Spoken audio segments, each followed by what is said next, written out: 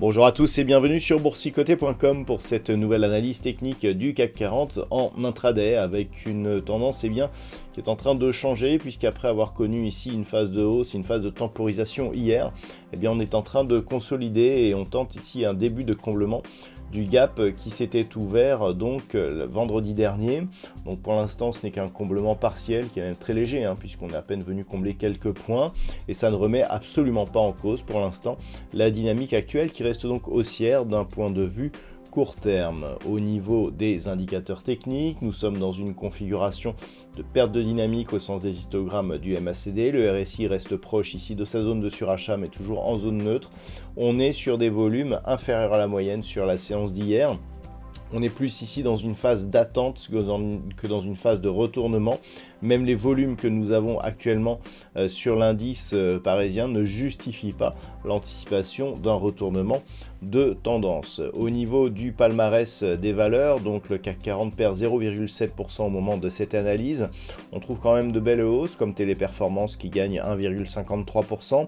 Derrière Total Energy, Sanofi, Orange ou Engie sont sur des hausses entre 0,5 et 0,9%. Au niveau des plus fortes baisses, on trouve ArcelorMittal, moins 2,7%, Airbus, moins 2,5%. Derrière, Hermès, Stellantis ou ST Micro sont sur des baisses proches de 1,8%. Donc on le voit, c'est assez équilibré, plutôt marqué à la baisse. On a ici donc une tentative de comblement qui se fait actuellement sur l'indice parisien. On est en train ici de connaître une petite phase d'accélération court terme.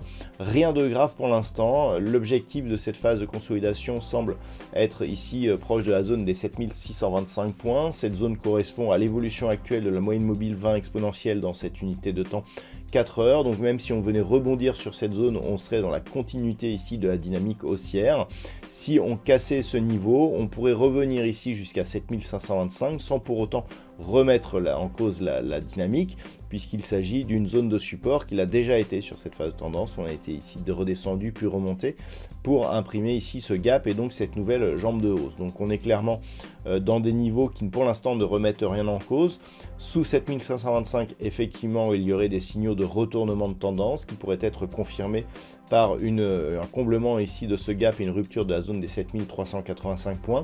Mais ce qui veut dire c'est que même si on marque des signaux d'affaiblissement qui commenceraient par exemple sous 7625, on reste dans une dynamique haussière. Donc sur une zone proche ici des 7625, on peut tenter des petits rachats pour jouer un retour ici sur la zone des 7725, voire la continuité du mouvement, tout en sachant que nous sommes dans une phase d'attente, que ça peut être donc potentiellement dangereux puisque nous aurons la Fed qui dévoilera la suite de sa politique monétaire demain soir. Donc on est dans une zone d'attente, c'est ce que traduisait d'ailleurs clairement la séance d'hier.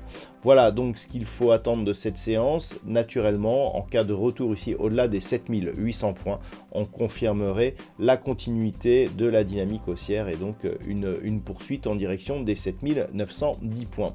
Voilà donc ce que l'on peut dire d'un point de vue technique sur cette configuration.